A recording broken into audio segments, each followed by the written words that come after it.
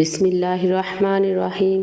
ایک دفعہ ایک ملک کا بادشاہ بیمار ہو گیا۔ جب بادشاہ نے دیکھا کہ اس کے بچنے کی کوئی امید نہیں تو اس نے اپنے ملک کی رعایا میں اعلان کروا دیا کہ وہ اپنی بادشاہت اس کے نام کر دے گا، جو اس کے مرنے کے بعد اس کی جگہ ایک رات قبر میں گزارے گا۔ سب لوگ بہت خوف زدہ ہوئے اور کوئی بھی یہ کام کرنے کو تیار نہ تھا۔ اس دوران ایک کمہار جس نے ساری زندگی کچھ جمع نہ کیا تھا، اس کے پاس سوائے ایک گدھے کے کچھ نہ تھا۔ اس نے سوچا کہ اگر وہ ایسا کر لے تو وہ بادشاہ بن سکتا ہے اور حساب کتاب میں کیا جواب دینا پڑے گا۔ اس کے پاس تھا ہی کیا، ایک گدھا اور بس۔ سو اس نے اعلان کر دیا کہ وہ ایک رات بادشاہ کی جگہ قبر میں گزارے گا۔ بادشاہ کے مرنے کے بعد لوگوں نے بادشاہ کی قبر تیار کی اور وعدے کے مطابق کمہار خوشی خوشی اس میں جا کر لیٹ گیا اور لوگوں نے قبر کو بند کر دیا۔ کچھ وقت گزرنے کے بعد فرشتے آئے اور اس کو کہا کہ اٹھو اور اپنا حساب دو۔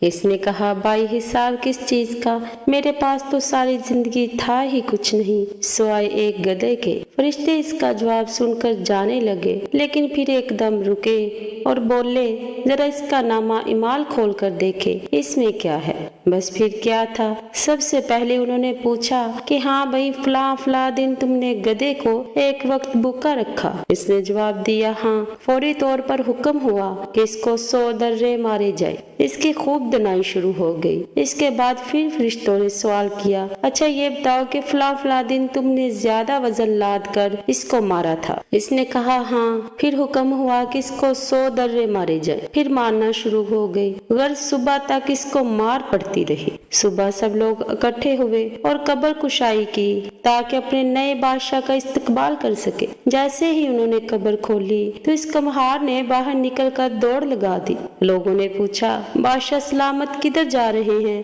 تو اس نے جواب دیا، بھائیو، پوری رات میں ایک گدھے کا حساب نہیں دے سکا تو پوری رعایا اور مملکت کا حساب کون دیتا پھرے؟ کبھی سوچا ہے کہ ہم نے بھی حساب دینا ہے اور پتہ نہیں کہ کس چیز کا حساب دینا پڑے گا، جو شاید ہمیں یاد بھی نہیں۔